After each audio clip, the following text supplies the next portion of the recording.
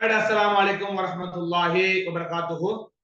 அன்பார்ந்த மாணவர்களே, நேற்றைய நாள் நாங்க ஒரு அறிமுகத்தை வச்சு எங்களுடைய மாணவர்களுக்கு நாங்க என்னென்ன பாடங்கள் செய்ய போறோம் என்று அவசரமாக ஒரு 10 நாளைக்குள்ளால இந்த 3 அலைகளையும் முடிக்கிறதுக்கான திட்டத்தை போட்டிக்கிறோம். ஓகே, அதுல முதலாவதாக நாங்கள் சொன்னது தசவுஃப் கலை, ரைட்? தசவுஃப் கலை என்ற விஷயத்தை தான் நாங்க என்ன செய்ய போறோம் என்றால் இப்பொழுது பார்க்க போறோம்.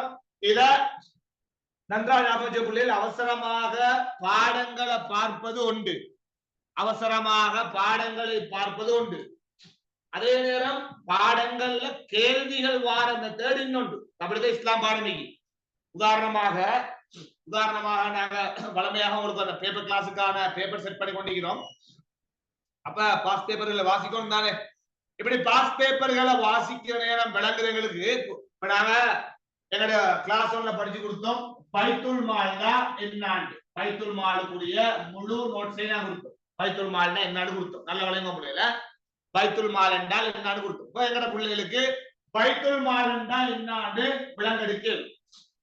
ஆனா பைத்துல் மால் கேள்வியாக வந்தீங்க. இப்ப லேட்டஸ்டாக வந்தீங்க கேள்வி என்னன்னா, பைத்துல் மால்ல உமர் அலி அவர்கள் செய்த வேலைகள் என்ன?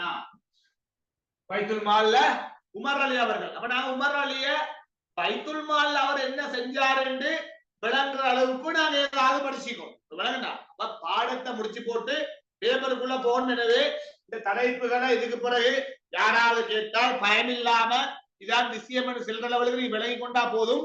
எனக்கு எல்லா கூத்துகளும் இன்ஷா அல்லாஹ் இன்றைக்கு 9/20ஆம் தேதிக்குள்ள எல்லா கூத்துகளும் முடியும். ரைட்? 21 ஜனாதிபதி எலெக்ஷன், 22ல இருந்து புதிய ஜனாதிபதி காலத்துல எங்க பேப்பர் கிளாஸ 22 23ல தொடங்கிடுவோம். இதுதான் எங்க டைம். எனவே இதை ஞாபகம் வச்சுக்கோங்க. நாங்க படிக்கிறது உண்டு, படிக்கிற விஷயங்கள் தான் கேள்வியா வார இல்லைன்றல்ல, படிக்கிற விஷயங்கள் தான் வாரது. ஆனால் அதுக்கு முன்னால இப்ப அந்த படிக்கிற விடயங்களுக்குள்ளால கேள்வி கேட்கலாம். இப்ப தசவுன்ற விஷயம் தான் படிக்கொண்டு போறதோட இதுக்குள்ளால வார கேள்வி என்னன்னு தெரியும். தசவுக்குள்ளால கேட்கமான கேள்வி என்னன்னு எங்களுக்கு தெரியும். இன்ஷா அல்லாஹ் நான் பார்ப்போம். ரைட்? பெரிய விஷயம் இல்ல. ஓகே, அப்ப நான் இது அழிக்கிறேன் பிள்ளைகள், இது அழிக்கிறேன். தலைப்பு வந்து தசவுஃப். எங்களோட தலைப்பு வந்து தசவுஃப் என்ற தலைப்பு. இந்த கேள்விய நாங்க போக முன்னால நாங்க சில விடயங்களை உங்களுக்கு ஜெனரல் நாலேஜ் தருவோம். நம்ம பாடமாய்க்குள்ள ஒவ்வொரு கிளாஸ்லயும் ஒவ்வொரு தார. அந்த வகையில கொஞ்சம் அந்த கடைசி பாடம் 10ஆம் யூனிட் வந்து வரலாறோட வார பாடம் தானே. வரலாறோட வார பாடம் அதுல கொஞ்சம் கஷ்டம் என்று பாடமாக்கு. அதனால இப்படியா தலைப்பு போக முன்னால ஒவ்வொரு தகவல்களை சும்மா தந்து கொள்வோம். அந்த வகையில பிள்ளைகள் இலங்கையில காணப்படுது ஒரு நதி. அந்த நதியோட பேர் வந்து தெதுருவோய். இலங்கையில காணக்கூடிய ஒரு நதி வந்து தெதுருவோய். சரியா? தெதுருவோய் என்ற ஒரு நதி உண்டு.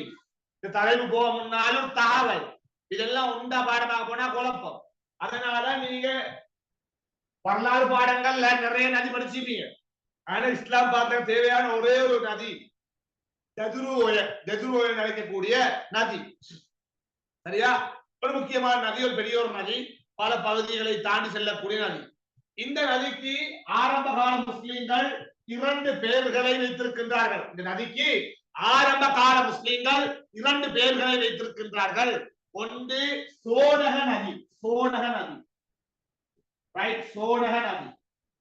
சரியா? சோனக நதின்னு சொல்லுவாங்க. அல்லது தெதுருவோய்னு சொல்லுவாங்க அரபு நதி.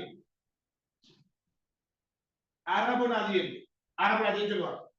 இந்த 2 வார்த்தைகளும் தெதுருவோயாக்குரிய ஒரு பொதுவான முஸ்லிம்கள் வைத்த பெயர் என்பதை ஞாபகம் வச்சுக்கோங்க. எல்லாத்தையும் முறையடியாக தகவலாக தேலாது.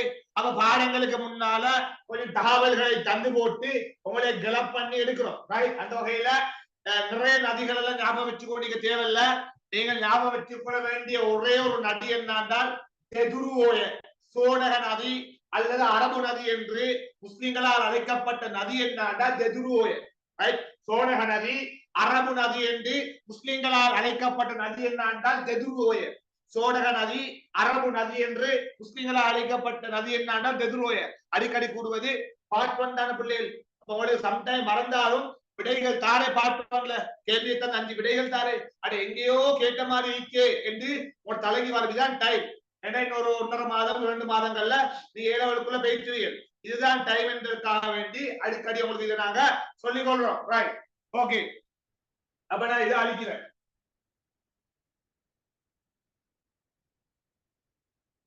இப்ப வாங்க தசவுஃப் கலை. தசவுஃப் கலை என்பது 6வது அழகு. ஆக சிம்பிளான ஒரு அழகு. 6வது அழகு நோமலான சிம்பிளான ஒரு அழகு. அதுல இருக்கக்கூடிய கடைசி பாடம் தான் தசவுஃப் கலை. இதுக்கு பொதுவாக சொன்னா ஒத்த வார்த்தையில சொன்னால் இதுக்கு சொல்லுவாங்க ஆத்ம ஞான கோட்பாடு. ஆத்ம ஞான கோட்பாடு என்று சொல்வார்கள். ஆத்ம ஞான கோட்பாடு என்று ஒத்த வரையில் சொல்வார்கள். ஆத்ம ஞான கோட்பாடு என்று ஒத்த வரையில் சொல்லலாம். தசவுஃப் என்பது ஆத்ம ஞான கோட்பாடு. தசவுஃப் என்பது ஆத்ம ஞான கோட்பாடு என்று ஒத்த வரையில் சொல்லலாம். ஆனா இது விடை அல்ல. சும்மா தசவுஃப் என்பது அரபு மொழியில தசவுஃப் என்பது ஆத்ம ஞான கோட்பாடு. ஆத்ம ஞான கோட்பாடு என்பது சும்மா ஞாபகம் வச்சுக்கொள்றேன். ஆனா இதுக்கான வரைவிலக்கணம் எல்லாம் வேற. சரியா? ஆத்ம ஞான கோட்பாடு தெரியும் பிள்ளை. இஸ்லாம் பாடத்தை பொறுத்த மட்டும் எந்த ஒரு சொல்ல அரபு சொல்ல எடுத்தாலும் அந்த அரபு சொல்லுக்கு மொழி ரீதியான கருத்து என்ன, அதே நேரம் இஸ்லாத்தின் பார்வை என்ன. உதாரணமாக தொழுகை சலாத். தொழுகை கடமை சொல்லுவாங்க சலாத். சலாத்த 2 புள்ளி கேள்வியாக வந்தா சலாத்துன்னா என்னாண்டு 2 புள்ளிகள் கேள்வியாக வந்தால் 1வது கொடுக்கணும் சலாத்து மொழி கருத்து. அரபு மொழியில சலாத்துன்னா என்ன? அரபு மொழியில சலாத்துன்னா என்ன? அரபு மொழியில வேற கருத்து. உதாரணமா அரபு மொழியில சலாத் என்றால் பிரார்த்தனை. நான் சொன்ன துவாக்கு தான் சொல்ற தொழுகை என்று அரபு மொழியில பிரார்த்தனை என்று சொல்வார்கள். அதே நேரம் சலாத் என்பதற்கு இஸ்லாத்தின் பார்வை என்னன்னா தொழுகை, இபாதத், தொழுகை. இப்படி எந்த ஒரு சொல்ல எடுத்தாலும் எந்த ஒரு அரபு சொல்ல எடுத்தாலும் அதுக்கு மொழி ரீதியான கருத்தை தெரிஞ்சிருக்க வேண்டும். இஸ்லாத்தின் பார்வையை தெரிஞ்சிருக்க வேண்டும். இப்ப நோன்பு எடுத்தோம் என்றால் சௌம் என்றால் நோன்பு. அதுக்கு மொழி ரீதியான கருத்து விலகிருத்தல். அதேதான் இஸ்லாத்தின் பார்வையில காலை முதல் மாலை வரை உண்ணாமல் பருகாமல் உடலுறவு கொள்ளாமல் இருத்தல். நம்ம செல்றது சகாத் எடுத்தோம் தான் மொழி ரீதியான கருத்து வளர்ச்சி. இஸ்லாத்தின் பார்வையில் தான தர்மம். ஹஜ்ஜின் எடுத்தா ஒரு பயணம் மொழி ரீதியானது. இஸ்லாத்தின் பார்வையில துல் ஹஜ் மாதம் மக்கா சென்று நிறைவேற்றும் ஒரு கடமை. இப்படி நாங்க பாவம் இன்ஷா அல்லாஹ். அப்ப அதே மாதிரி தசவுஃப் என்ற சொல்லையும் நீங்க விளங்கப்படுத்துற நேரம், தசவுஃப் என்ற சொல்லை விளங்கப்படுத்துற நேரம் இதுக்கு மொழி ரீதியான கருத்து என்ன, அதே நேரம் இஸ்லாத்தின் பார்வை என்ன. இப்ப பாப்போம். மொழி ரீதியான ஆத்ம ஞான கோட்பாடு பொதுவாக சொன்னாலும் இதுக்கு மொழி ரீதியான கருத்து வார நேரம் தசவுஃப் என்பதற்கு மொழி ரீதியான கருத்து என்று நீங்க சொல்ற நேரம் தசவுஃப் என்பதற்கு மொழி ரீதியான கருத்து என்று நீங்கள் கூறுகின்ற பொழுது உங்களோட தலையில் இருக்க வேண்டிய விஷயம் என்னன்னா, இத ஒரே வார்த்தையில் சொல்லலாம். 3 கருத்துகள் இருக்குண்டா. தசவுஃப் என்ற சொல்லுக்கு மொழி ரீதியாக பார்க்கின்ற பொழுது 3 கருத்துகள். 1 2 அல்ல, எத்தனை 3 கருத்துகள். அங்கால சலாத்துண்டா பிரார்த்தனை மட்டும்தான், கேசொண்டு இல்ல. இப்படி ஒவ்வொன்றுதான் இருக்கும். ஆனா தசவுஃப் என்பதற்கு ஒரு கருத்தல்ல இருக்குது. மொழி ரீதியாக பார்க்கிற நேரம் பார்த்த பாடவ செல்வங்களே அதுக்கு எத்தனை கருத்து இருந்தால் எத்தனை கருத்து இருக்குது. டைப் அதிக பாப்பம் கடகடண்டு எத்தனை கருத்து இருக்குது.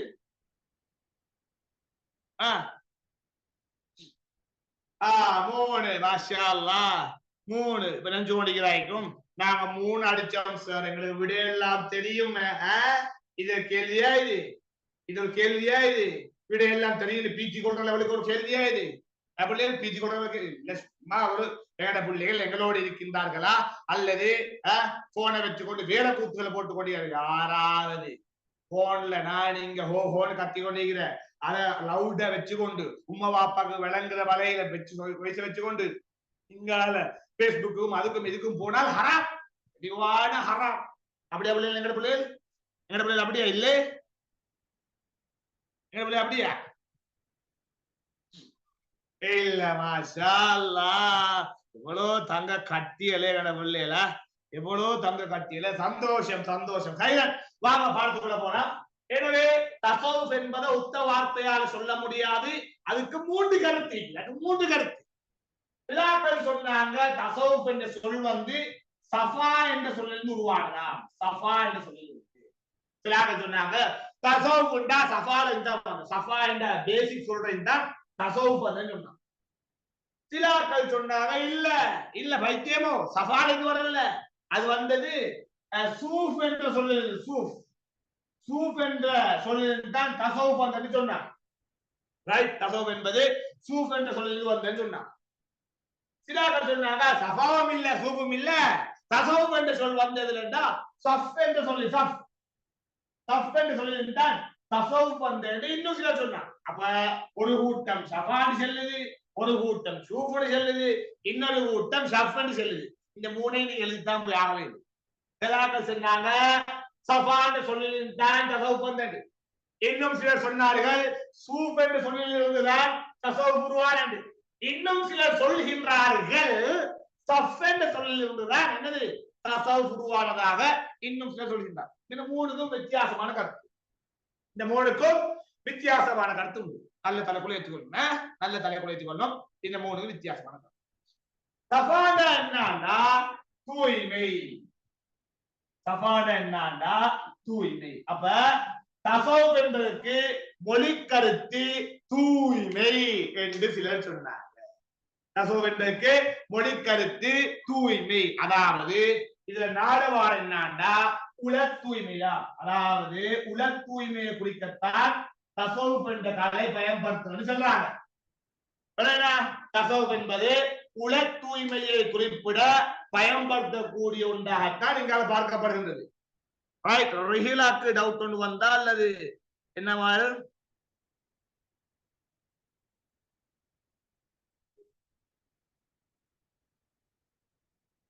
சும்மா சந்தோஷத்துக்கு கை தூக்கிறா போல பாவமே. சஃபா என்பது உல தூய்மை, தூய்மை என்ற கருத்திலே தான் வரக்கூடியது. எனவே உல தூய்மையை குறிக்கும் கலைத்தான் தசவுப் என்று என்னது சிலர் சொன்னார்கள். இது ஒரு கருத்து. லேசா இல்லையா? இல்லை. அடுத்த சொன்னாங்க சூஃப். அடுத்த சொன்னாங்க சூஃப். அடுத்த சொன்னாங்க சூஃப். சூஃபுண்டா பிள்ளைகள் அது இன்னொரு கருத்து. அது இன்னொரு கருத்து. சூஃபுண்டா என்னென்றால் கம்பளி. சூஃபுண்டால் கம்பளி. கம்பளி என்ன? கம்பளி என்னன்னா இந்த செம்பரி ஆடு, செம்பரி ஆடு அதனுடைய ரோமத்தை எடுத்து அதனை ஆடையாக தைத்து போட்டுக் கொள்றதுதான் சூஃப். கம்பளி ஆடு, செம்பரி ஆடு. அது எங்க நாடுகள் இல்ல. பொதுவாக இந்த குளிர் அதிகமான நாடுகள்ல இந்த கம்பளி ஆடை, அதாவது இந்த என்ன ஆடு பிள்ளை செம்பரி ஆடு. செம்பரி ஆட்டை எடுத்து அதை அப்படியே ரோமத்தை கிழிச்சு எடுத்து கிழிச்சுட்டா அதை வெட்டி எடுத்து அதனை நெய்து ஆடையாக மாற்றுவார்கள். அதுதான் கம்பளி. சிலர் சொன்னார்கள் கம்பளி என்ற கருத்தான் தசவுப் என்று. கம்பளி என்ற கருத்து அதுதான் அந்த மொழி கருத்து. என்றால் தசவுப் என்பது இவங்க சொல்றாங்க சூஃப் என்ற சொல்லில் இருந்து உருவாகியது. தசவுப் என்பது சூஃப் என்ற சொல்லில் இருந்து உருவாகியதால இதுக்கு கம்பளி தான் மொழி கருத்து. அப்ப இதுக்கும் இது தூய்மை சொன்னா சம்பந்தமைக்கு உல தூய்மை. கம்பளிய சொன்னா எப்படி சம்பந்தப்படுத்துறால் இங்க இதோடு சம்பந்தப்படுத்துறாண்டா தசவுப் கலையில ஒருவர் இருந்தால் அவரு எப்படிப்பட்டவராக இருப்பாருன்னா எளிமையுடையவராக இருப்பார். எளிமை. அது என்ன புள்ளி? கம்பளிக்கும் எளிமைக்கும் என்ன சம்பந்தம்டா? உண்மையிலே அந்த காலத்துல கம்பளி ஆடைகளை அணிபவர்கள் யாருண்டா ஏழைகள். கம்பளி ஆடை அணிபவர்கள் யாரு? ஏழைகள். ஏழைகள் தான் போடுவாங்க. அப்ப கம்பளியில நாடவாரன் நாட எளிமை, ஏழ்மை. எனவே தசவுப் ஒருவர் இருந்தால் அவர் எளிமையாக ஏழ்மையாக வாழ்வார். இவங்களோட பார்வையில தூய்மையாக உல தூய்மையாக வாழ்வார். இவங்களோட பார்வையில் கம்பளியில் சென்றார்கள் தசவுப் ஒருவரிடம் இருந்தால் அவர் எளிமையை விரும்புவாரு, ஏழ்மையை விரும்புவாரு. பெரிய பெரிய விஷயம் எல்லாம் விரும்ப மாட்டாரு. எளிமை ஏழ்மை இதுகளை விரும்பி கொண்டிருப்பார். மூணாவது ஆட்கள் இவங்க சொன்னாங்க இன்னொரு கருத்து. தசவுப் இவங்க சொன்னாங்க என்னன்னா ஒன்றுமில்ல, இலவச சஃப் என்பது மொழிக்கருத்துல முதல் வரிசை முதல் வரிசை முதல் வரிசை சொல்லுவாங்க சஃப்.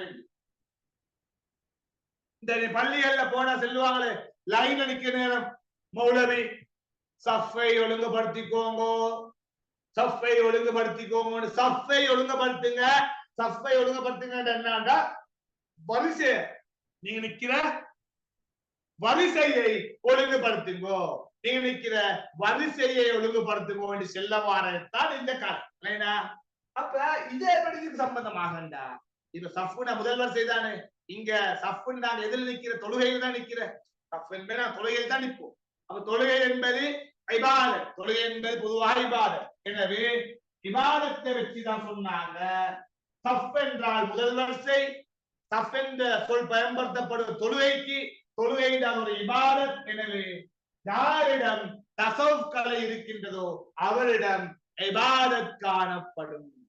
யாரிடம் தஸவ்வுஃப் காணப்படுகின்றதோ அவரிடம் இபாதத் காணப்படும். எனவே அன்பான மாணவர்களே தெளிவாகவே நீங்க இந்த தஸவ்வுஃப் என்ற சொல் 3 அரபு சொல்லில் இருந்து உருவானதாக சொல்றாங்க. ஒன்று சஃபா என்ற சொல்லில் இருந்து உருவாகியது, இரண்டாவது சூஃப் என்ற சொல்லில் இருந்து உருவாகியது, மூன்றாவதாக சஃப் என்ற சொல்லில் இருந்து உருவாகியது. அப்ப அந்த கருத்தை சொல்லி அதுக்கும் கலைக்கும் ஏன் தொடர்பு என்ன தொடர்பு எப்படிப்பட்ட தொடர்பு செல்லணும். அந்த வகையில முதலாவது அதான் கொஞ்சம் அதான்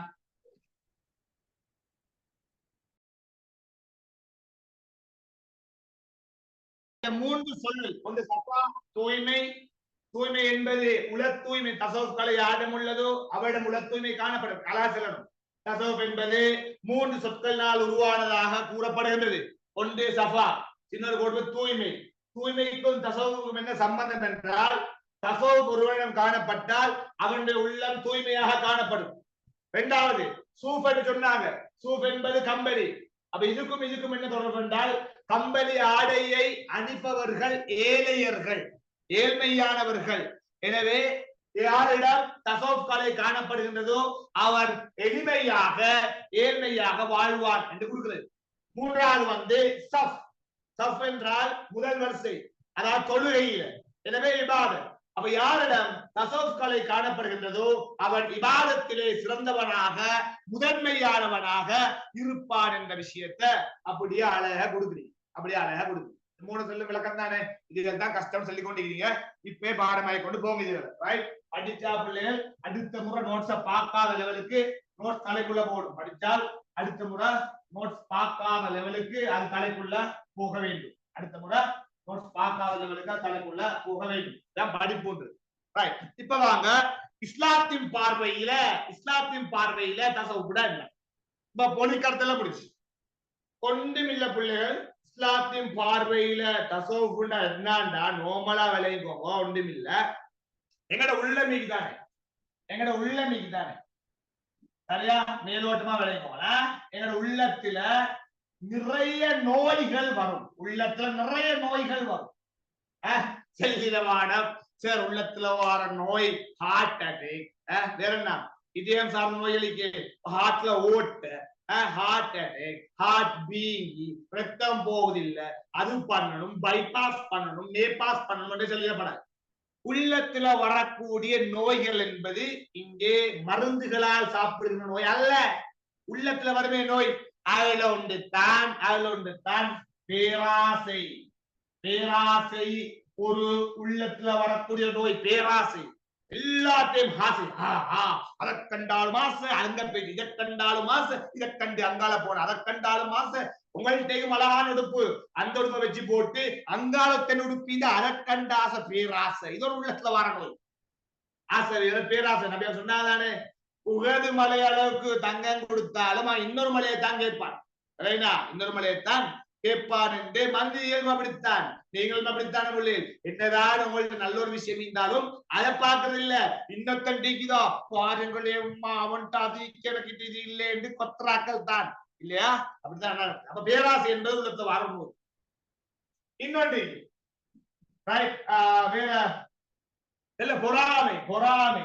எஸ் பொறாமை என்பதும் உள்ளத்திலே வரக்கூடிய மற்றொரு நோய். பொறாமை. அவனை பார்த்து பொறாமப்படுற, பொறாமப்பட்டு தீங்க செய்யறவனுக்கு அவன் நல்லா படிக்கிறான் என்று அவனோட கொப்பியை ஒழிக்கிறது.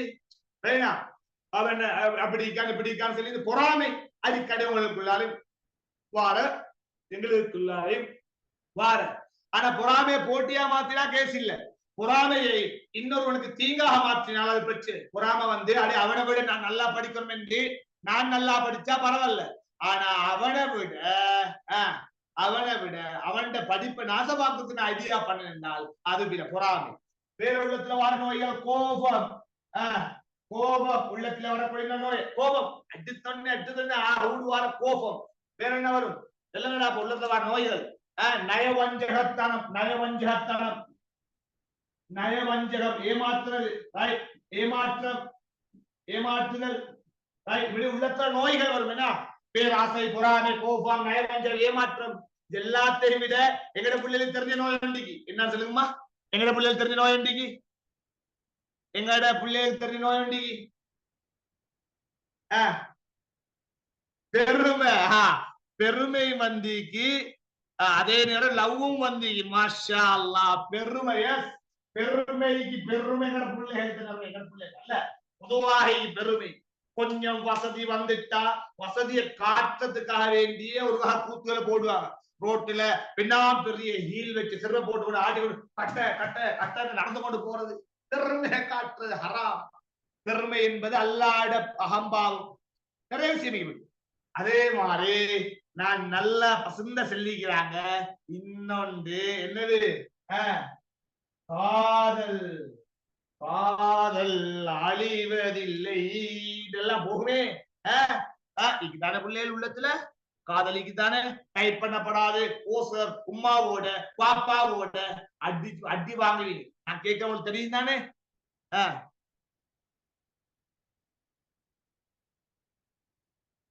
இல்ல இல்ல இல்ல மாஷா அல்லாஹ்.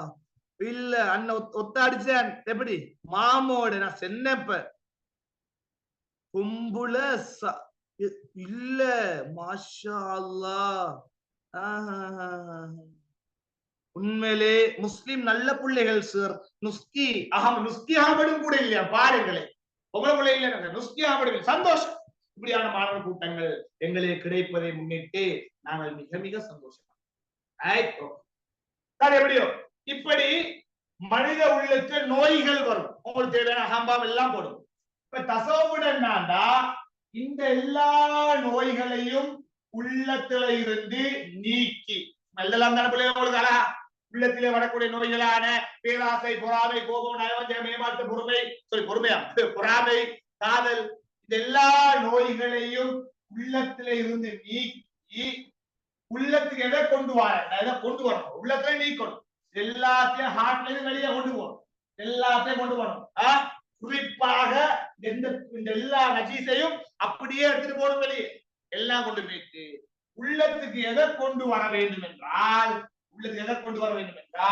இறை சிந்தனை. இறை சிந்தனை. சரியா? இறை சிந்தனை. அடுத்ததாக இறை சிந்தனை. அடுத்ததாக இறை நேசம். இறை நேசம். இறை சிந்தனை, இறை நேசம். அடுத்ததாக மறுமை மீது பற்று. மறுமை பற்று. மறுமை எதிர்பார்த்து கொண்டிருக்கிற விஷயம் உள்ளத்தை அடிக்கடி வரணும். எனக்கு ஒரு மறுமை ஒன்றிக்குது, இந்த வாழ்க்கை இதோட முடிய போகுது என்று அடிக்கடி உள்ள சொல்லணும். மறுமை பற்று. அடுத்தது உலக வாழ்க்கையை துச்சமாக மதித்தல். உலக வாழ்க்கையை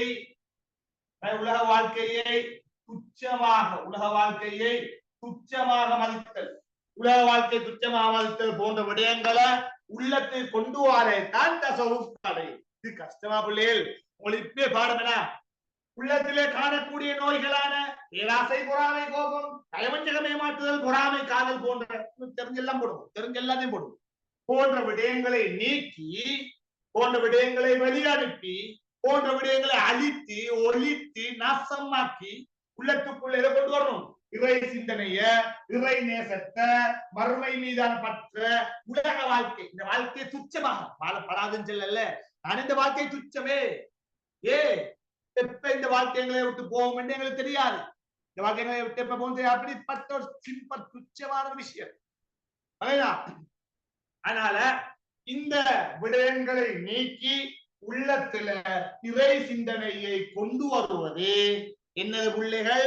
தசவுஃப் கலை என்று நாங்கள் நினைக்கின்றோம். அதாவது உள்ளத்திலே உருவாகக்கூடிய கேவலமான நோய்களை நீக்கி, இந்த நோய்கள் எழுதலாம் அப்ப நோட்ஸ் நிறையவே நீக்கி உள்ளத்திலே இறை சிந்தனை, இறை நேசம், மறுமை பற்று, உலக வாழ்க்கையை துச்சமாக்குறது போன்ற விடயங்களை உள்ளத்திலே கொண்டு வரத்தான் என்ன கலை? தசவுஃப் கலை என்று. இப்ப ஓகே அதான் பிள்ளைகள். அப்ப எங்கட பிள்ளை நான் போற லைன் நல்லா பாத்துவோம். நான் விளங்கப்படுத்துற லைன் அழகா விளங்கணும் சரியா? இப்ப பறவை விளக்கணம் எங்கட பிள்ளை எழுதுறதா? பறவை விளக்கணத்தை எங்கட பிள்ளைகளுக்கு எழுது தானே. இப்ப நோட்ஸ்ல நீங்க எப்படி தெரியுமா விளைய கொண்டு போகணும்?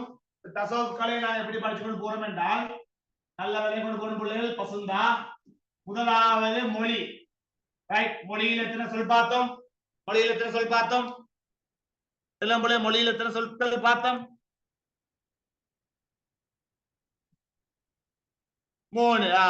அப்ப அதை ஒன்னாவது எழுதணும். 3 சொற்களை பார்த்தோம். ஓகே, 3 சொற்கள் பார்த்தோம். இரண்டாவதாக அறிமுகம். இரண்டாவதாக அறிமுகம். சரியா? அறிமுகத்தை பார்த்தாச்சு. அறிமுகம் இப்பே பாடமே பிள்ளை உண்மையை சொல்லுங்க. அறிமுகம் இப்ப உங்களுக்கு பாடம் தானே, அழகா எழுதலாம் தானே. மறு வேற பாடமாக்கணுமா? உள்ளத்திலே இருக்கக்கூடிய தீய நோய்களான எல்லா நோயையும் போட்டு அந்த நோய்களை நீக்கி அந்த உள்ளத்துக்குள்ள இறை சிந்தனை, இறை நேசம், மர்மை மீதான பற்று, உலக வாழ்க்கை துச்சமாக மதித்தல், இபாதத்தின் மீதான பற்று, ரசூல் மீதான நேசம் எல்லாத்தையும் போட்டு ஈக்கிறத நஜீச இல்லாமக்கிட்டு நல்ல உள்ளத்துல போடுறது தான் என்னது? தசவுஃப் கலைன்னு சொல்றோம். அடுத்தது இதை மேலும் ஒரு விளக்கப்படுத்துறால் உள்ளத்தை பக்குவப்படுத்தல். கட்டாயம் சொல்லணும். அடுத்த விஷயம் உள்ளத்தை பக்குவப்படுத்தல். உள்ளத்தை பக்குவப்படுத்தல் அது என்ன பிள்ளை? இப்ப நீ அறிமுகத்தை கொடுத்து போட வைங்க. கொடுத்தொன்னே எல்லே பிள்ளை கொடுத்தொன்னே நோட்ஸ் முடியல. கொஞ்சம் மறுகாலம் என்ன செய்யற? கொஞ்சம் அதை விளங்கப்படுத்துற.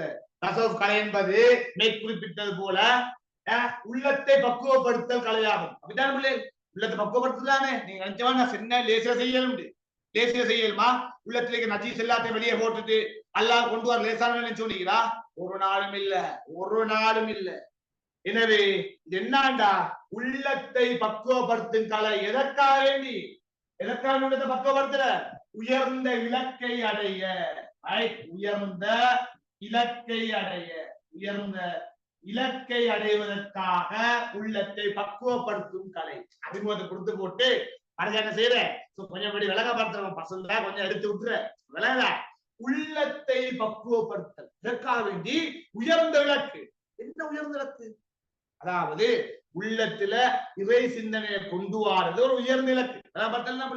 உள்ளத்துல இறை சிந்தனையை கொண்டு வர ஒரு உயர்ந்த இலக்கு. அந்த இலக்குக்காக வேண்டி உள்ளத்தை பக்குவப்படுத்தும் கலைதான் தசவுஃப் கலை. அதே விஷயத்த மறுகளும் கொஞ்சம் கொஞ்சம் அட்வான்ஸா செல்றது. அறிமுகத்தை கொடுத்து போட்டு உள்ளத்தை பக்குவம் எப்படி?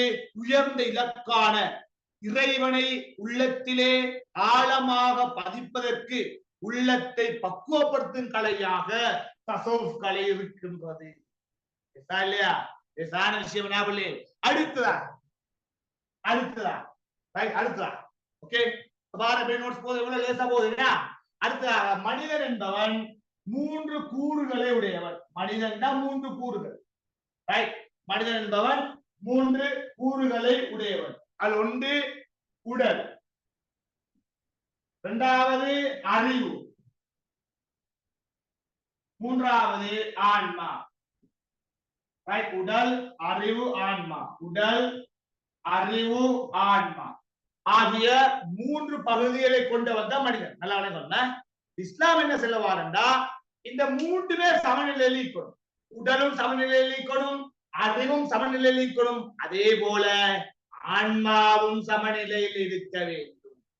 ஆன்மா தான் தசவுஃப். ஆன்மா தான் உள்ளம். உள்ளம் எப்படி உடலை நாங்க அழகா வச்சு கொண்டிருக்கிறோமோ அழகா வச்சு கொண்டிருக்கிறா இல்லையா?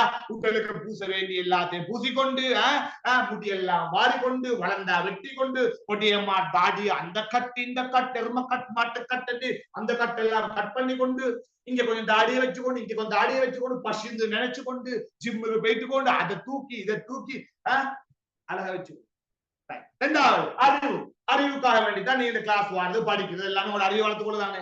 அதே மாதிரி உங்களோட ஆன்மாவை வளர்க்க வேண்டும் என்றால் நிச்சயமாக தசவுஃப் கலை காணப்பட வேண்டும்.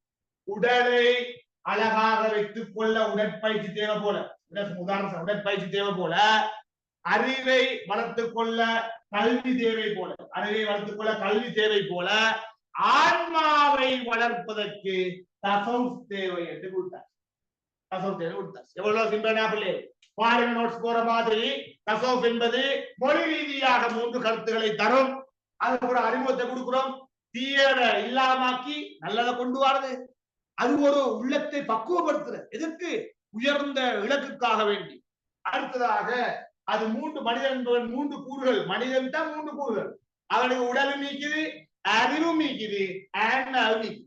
உடலை பக்குவப்படுத்த உடல் அழகா வச்சு கொண்டு உடற்பயிற்சி செய்யலாம். நல்ல மொத்தம் சாப்பாடு தின்றான் தானே. அறிவை அழகா வச்சுக்கொள்ள கல்வியை கற்கின்றான். அதே மாதிரி ஆன்மாவை சரியான முறையில் வைத்துக் கொள்ள அவன் தசவுஃபை எடுக்க வேண்டும். தசவுஃப் கலையை பின்தொடர வேண்டும். இவ்வளவுதான் இவ்வளவுதான். இப்ப அடுத்ததாக நாங்க வரலாறுக்குள்ள போறோம். விஜயவாட பிள்ளையில தலைக்குள்ள எடுக்கலாம். இப்பே பாடம். இப்ப நாங்க இந்த கலை எங்க ஆரம்பிக்கப்பட்டது, இந்த வரலாறு. அடுத்ததாக வரலாறு அதுதானே. அதோட முடிஞ்ச வரலாறோட இந்த பாடம் முடியுது. வரலாறோட இந்த பாடம் முடிவடைகின்றது. வரலாறு. இந்த தசவுஃப் என்ற கலை எங்கு ஆரம்பிக்கப்பட்டால் இங்க போறோம்னா எங்கு ஆரம்பிக்கப்பட்டா முதலாவதாக நபியோட காலத்துல தான் இது ஆரம்பிக்கப்பட்டது. முதலாவதாக நபியோட காலம். நபியோட காலத்துல இது ஆரம்பிக்கப்பட்ட ஆரம்பிக்கப்பட்ட. ஆனா அது முக்கியமா சொல்ல வேண்டிய விஷயம் என்னன்னா தசவுஃப் எல்லாம் பேரெல்லாம் மிக்கல, பேர் குறிப்பிட்டு காணப்படவில்லை. நபியோட காலத்துல தசவுஃப் கலை ஆரம்பிக்கப்பட்டாலும் அங்கே பெயரெல்லாம் குறிப்பிட்டு ஆரம்பிக்கப்படவில்லை. பெயரெல்லாம் குறிப்பிட்டு ஆரம்பிக்கும். தசவுஃப் எல்லாம் போர்டு எல்லாம் போட்டுக்கொண்டு நாங்க தசவுஃப் செய்யறோம் என்று ஆரம்பிக்கப்பட்டோம். அப்ப எங்க ஆரம்பிச்சேன் அவங்களுக்கு தெரியும்.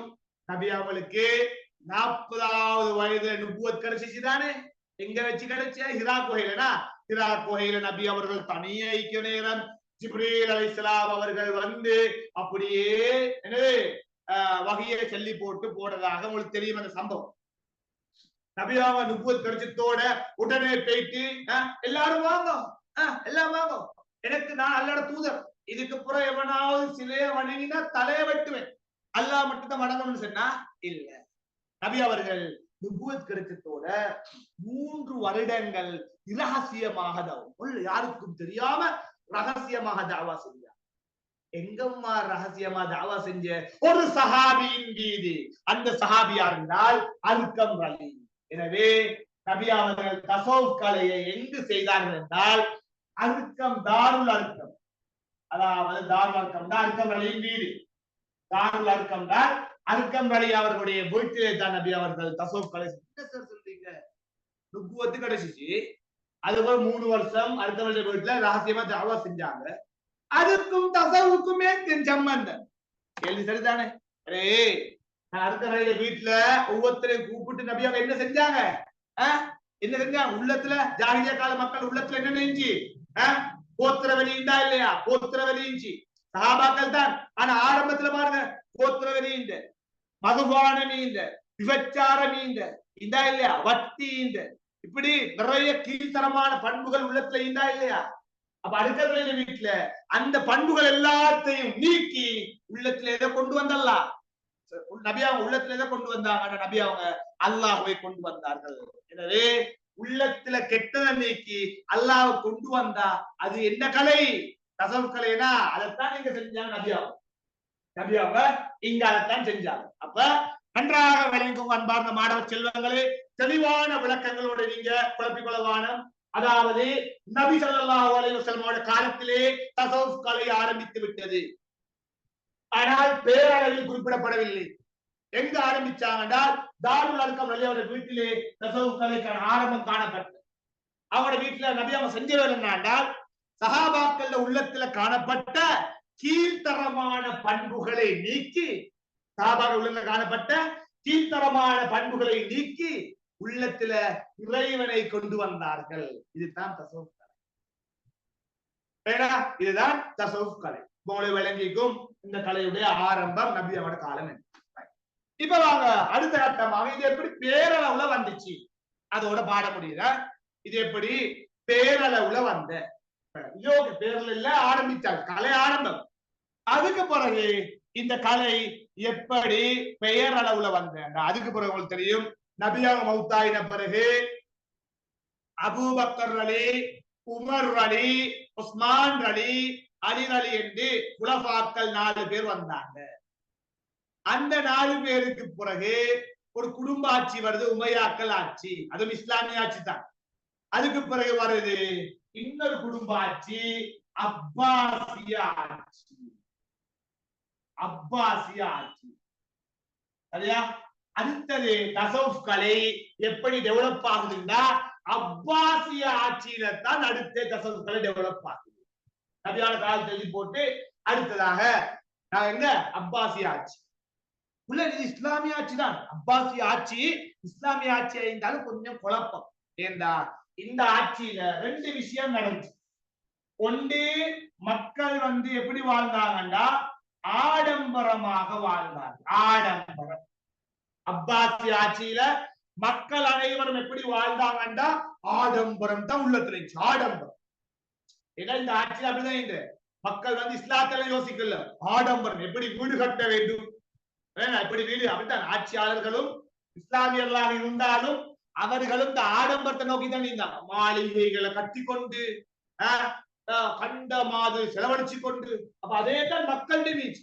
ஆடம்பரம், மோகம், உலகத்தின் மீது ஆசை. ஆடம்பரம், உலகத்தின் மீது ஆசை, உலகத்தின் மீது ஆசை.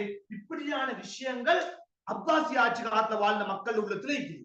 ஆடம்பரம் அப்ப இதை கெட்டனம் தானே. பொதுவா சொல்லுவாங்க அப்பாசிய ஆட்சி காலத்துல எப்படின்னா இந்த மக்கள் அடிக்கடி 2 விஷயம் தானே பேசுவாங்க. ஒன்று எப்படி வீடு கட்டுற, 2வது என்ன உணவு தின்ற. அப்ப அப்பாசிய ஆட்சியில மக்களோட பேச்சே என்னன்னா எவ்வாறு வீடுகள் கட்டுவது, எவ்வாறு உணவுகள் விவித விதமான உணவுகளை எவ்வாறு சாப்பிடுவது. இப்படித்தான் அப்பாசிய ஆட்சியில மக்கள் உள்ள முழுக்க ஆடம்பரம். இஸ்லாமிய ஆடம்பரத்தால கொஞ்சம் கொஞ்சமாக முஸ்லிம்கள் ஆடம்பரத்தை நோக்கி போறாங்க. அல்லாஹ்வை மறந்து உள்ளத்துல அப்பாசிய ஆட்சியில் என்னைக்கு ஆடம்பரம் நீக்குது. ஆடம்பரம் வளர்ந்து அப்படியே அல்லாஹ்வை மறந்து போட்டு ஆடம்பரம் அப்பாசிய ஆட்சியில காட்ட உள்ளத்துக்கு ஆடம்பரம். சரியா? இது ஒண்ணாவது. ஆடம்பரத்தால முஸ்லிம்கள் இஸ்லாத்தை மறந்து உள்ள முழுக்க ஆசை, பேராசை, உலகத்தின் மீது மோகம் இதெல்லாம் வச்சுக்கொண்டு மக்கள் அப்படியே ஆடம்பரத்துக்குள்ள போயிட்டாச்சு. உள்ளே நான் அனுப்பின நோட்ஸ்ல சில விஷயங்கள் எல்லாரும் நீங்க மார்க் பண்ணிக்கொண்டு போங்க. மார்க் பண்ணிக்கொண்டு போங்க. அடுத்தது அப்பாசிய ஆட்சியில இன்னொரு விஷயம் நடந்துச்சு. மக்கள் உள்ளத்துல ஆடம்பரத்தால் இஸ்லாத்தை விட்டு தூரமான மாதிரி மக்கள் உள்ளத்துல ஒரு வகையான அச்சம் நிலவி வந்த பயம். அச்சம், பயம். அது என்ன சார் பயம்? ஏண்டா இவங்களோட ஆட்சி காலத்துல தான் வாராங்க இஸ்லாத்தின் எதிரிகள் 2 குழு. ஒன்று மங்கோலியர்கள், நல்ல ஞாபகம் முடியல. ஒன்று மங்கோலியர்கள் இஸ்லாத்தின் எதிரிகள், முஸ்லிம்களை தாக்க வருகின்றார்கள். 2வதாக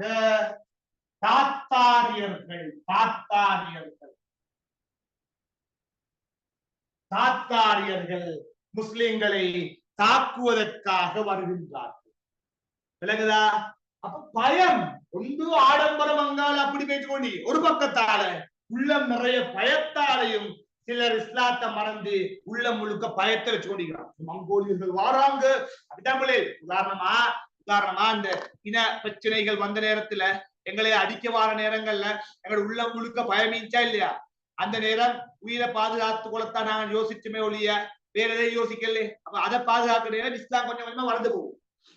அதான் உண்மை. யாராவது எங்களை கொல்ல வார நேரம் எங்களுக்கு பயம் உள்ளத்துல வந்துட்டால் அந்த இடத்துல மார்க்கம் எல்லாம் மறந்து போகும். அதே மாதிரிதான் ஒரு பக்கம் ஆடம்பரத்தின் மோகத்தால மக்கள் இஸ்லாத்தை மறந்திருக்க, மறுபக்கம் மங்கோலியர்கள் என்ற இஸ்லாத்தின் எதிரிகள், தாத்தாரிகள் என்ற இஸ்லாத்தின் எதிரிகளுடைய படையெடுப்பால முஸ்லிம்கள் அச்சத்தின் காரணமாக இஸ்லாத்தை விட்டு தூரமான அவங்களுக்கு விளங்குதாய்க்கும். அப்பாசிய ஆட்சி எடுத்தோம் என்றால் ஆடம்பரத்தால் இஸ்லாத்தை விட்டு தூரமாயிட்டாங்க. உள்ளத்துல ஆடம்பரம் வந்துட்டு இஸ்லாம் இல்லாம போயிட்டு, இவை சிந்தனை இல்லாம போயிட்டு. இன்னொரு பக்கம் உள்ளத்துல அச்சம் வந்துட்டு. காரணம் என்ன?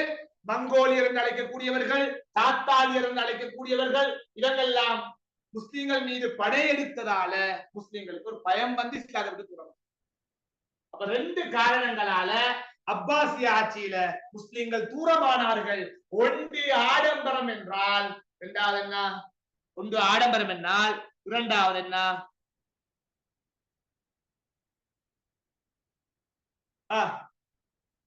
பயம். Very good, very good. பயம், அச்சம். அப்ப இந்த ரெண்டு காரணங்களால இஸ்லாத்தை விட்டு தூரமாயிடுச்சு. அப்ப முஸ்லிம்களாக இருந்தவர்கள் அச்சம் என்ற காரணத்தாலையும் ஆடம்பரம் என்ற காரணத்தாலே இஸ்லாத்தை விட்டு தூரமாகிட்டாங்க.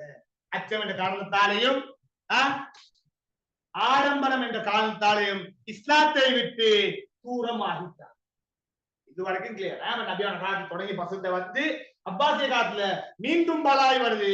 ஒரு பக்கம் ஆடம்பரத்தால் தூரமானாங்க, மறுபக்கம் அச்சத்தால் தூரமானாங்க. அச்சம் வர காரணம் என்ன? மங்கோலியர்கள், தாத்தாரியர்களுடைய படையெடுப்பால் தான் அவங்க தூரமான. சரியா? தூரமானாக்கள் என்ன செய்யணும்? தூரமானாக்களை மறுகளும் எதுக்குள்ள கொண்டு வரணும்? இஸ்லாத்துக்குள்ள கொண்டு வரணும். ஏன்னா இப்பதான் என்ன செய்யறாங்கன்னா அப்பாசிய